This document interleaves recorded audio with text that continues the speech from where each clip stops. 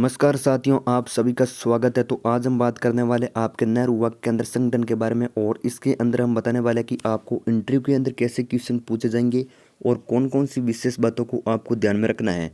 तो जैसे कि आप सभी को पता है कि जो आपका इंटरव्यू है वो 25 फरवरी से लेकर 8 मार्च तक आपका इंटरव्यू है जो कि चलने वाला है। और विज्ञप्ति के अंदर लिखा गया है कि 15 मार्च को यहाँ पर आपका रिजल्ट है जो कि यहाँ पर जारी कर दिया जाएगा और अप्रैल में यहाँ पर आपको ज्वाइनिंग है जो कि मिलने वाली है। समथिंग इसमें आपके 13,000 आसपास पोस्ट है, तो काफ़ी अच्छी पोस्ट है। और जिसके पास मेल नहीं आया है तो बिल्कुल आपको घबराने की ज़रूरत नहीं है, आपके पास मेल भेज दिया जाएगा या फिर मैसेज भेज दिया जाएगा।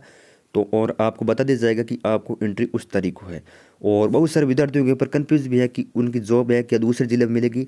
तो देखिए मैं आपको बता देता हूँ कि जैसे कि आप जयपुर ज़िले को हो तो आपको इसमें जॉब है जयपुर में मिलने वाली है अपनी तहसील में।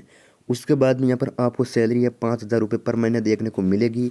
साथ में यहाँ पर जो ये जॉब है जो कि आपका कोई फिक्स नहीं है, सिर्फ 2 साल की जॉब है, उसके बाद में यहाँ पर आपको निकाल दिया जाएगा। इसके बाद हम बात करते हैं, बहुत सारे विद्यार्थी बोल रहे हैं कि इसमें हमें ड्यूटी कितने घंटे करनी पड़ेगी। तो यहाँ पर भी आपके कोई ड्यूटी जो कि फिक्स नहीं है, यहाँ पर आपको सिर्फ उसी दिन बुलाया जाएगा जिस दिन काम होगा। महीने में 5 दिन 10 दिन 15 दिन भी बुलाया जा सकता है, सिर्फ उसी दिन बुलाया जाएगा जिस दिन काम होगा। तो अब हम बात करते हैं डायरेक्ट आपके इंटरव्यू में कौन कौन सी विशेष बातों को आपको ध्यान में रखना है। मैं आपको जो भी ये क्वेश्चन बताने जा रहा हूँ, जितने भी मेरे दोस्त लगे हुए हैं एनवाई केस में, तो वही वहाँ से मैं डायरेक्ट कांटेक्ट करके आपको ये क्वेश्चन बताने जा रहा हूँ। तो अच्छी तरीके से एक बार आप देख लेना।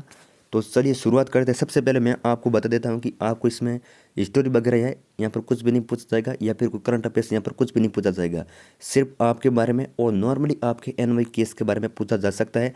तो मैं आपको जो भी ये उत्तर बताने जा रहा हूँ ये बिल्कुल आपको रटन नहीं है, क्योंकि ये सिर्फ बेसिक क्वेश्चन है। तो सबसे पहले तो आपको नाम पूछा जाएगा, तो आपका नाम क्या है। उसके बाद में आपका पिताजी का नाम पूछा जाएगा और आपके पिताजी क्या काम करते हैं।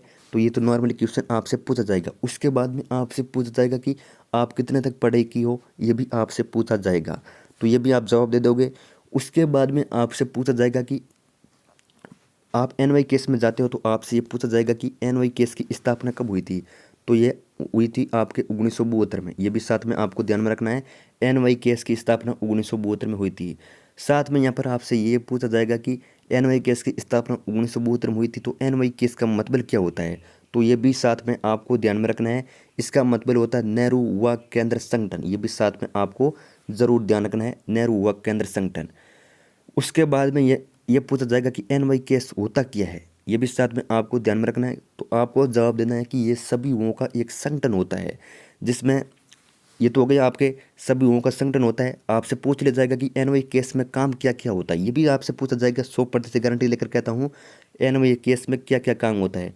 तो इसमें आपको सीधा सीधा बोलना है कि इसका मतलब होता है नेहरू युवा केंद्र संगठन, और ये सभी युवाओं का संगठन होता है जिसमें लोगों को जागरूक करना और जो भी भारत सरकार की योजना आती है ग्रामीण लोगों तक नहीं पहुंचती है तो उसे पहुंचाना, खेलों के प्रति लोगों को जागरूक करना, यही होता है इसका मतलब दोस्तों। साफ साफ कोई वृक्षों को रोपण करना और खेल आयोजित करना और जो भी भारत सरकार की योजना आती है उसमें पोस्टर वगैरह लगाना, ठीक है ना। इसका मतलब यही होता है आपके नेहरू युवा केंद्र संगठन का। तो ये भी आपका जवाब हो गया है। ज़्यादा आपको वहाँ पर बोलने की कोई भी ज़रूरत नहीं है, इतना बोल जाओगे तो आपका मामला हो जाएगा। उसके बाद में आपका थोबड़ा देकर वो बोल देंगे कि बिल्कुल सही है और आपको इंटरव्यू में पास कर दिया जाएगा।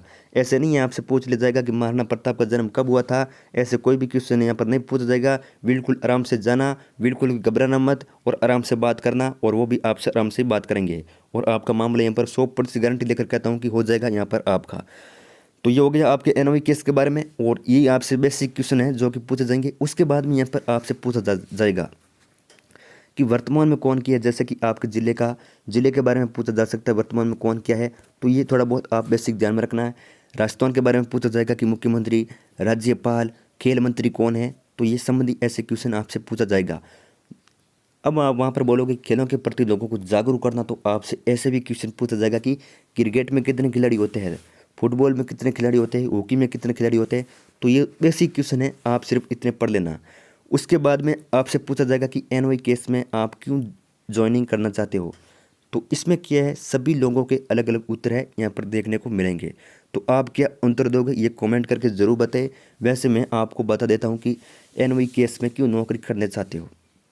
तो इसमें आप सीधा सीधा बोल देना कि एनवाई केस एक अच्छी जॉब है जिसमें सभी लोगों को जागरूक करना, युवाओं को खेलों के प्रति जागरूक करना, जो भी भारत सरकार की योजना आती है उनको लोगों तक ग्रामीण तक पहुंचाना, यही होता है NYKS का मतलब। तो इतना आप बोल दोगे ना तो वो समझेंगे बंदे में ज्ञान है। उसके बाद में हम बात करेंगे, इधर इंटरव्यू आपका इतना ही होगा, इससे ज़्यादा आपसे कुछ नहीं पूछा जाएगा। उसके बाद में आपका डॉक्यूमेंट वगैरह यहाँ पर चेक करेंगे और वहाँ पर वेरिफिकेशन करेंगे और आपको वापस भेज दिया जाएगा। और 15 मार्च को यहाँ पर आपका रिजल्ट है जो कि यहाँ पर जारी कर दिया जाएगा। तो ये तो हो गया आपके इंटरव्यू। अब हम बात करते हैं इसमें डॉक्यूमेंट वगैरह है, जितने भी आपने डॉक्यूमेंट फॉर्म के अंदर लगे हैं वो सभी के सभी आपको साथ में ले जाना है। साथ में ओरिजिनल भी ले जा सकते हो या फोटोकॉपी भी ले जा सकते हो। तो ये आप डॉक्यूमेंट जरूर ले जाना साथ में। और इसके बाद में जितने भी आपके ग्रेजुएशन डिग्री BA BTech जो भी आपके पास कंप्यूटर RS सीट है वो सभी के सभी आपको साथ में लेकर जाना है। तो 100% गारंटी देकर मैं कहता हूँ कि आपको यहाँ पर सिलेक्शन है जो कि आराम से मिल जाएगा। ये जितने भी क्वेश्चन में पूछे गए हैं वो सभी के सभी मैं कम से कम 10 बंदों को जो NYKS में उनसे पूछ कर ये बताने जा रहे हूँ। तो उम्मीद करता हूँ कि अब आपको पूरा समझ में आ गया होगा। फिर भी आपको कोई डाउट है तो नीचे आप कमेंट कर सकते हो।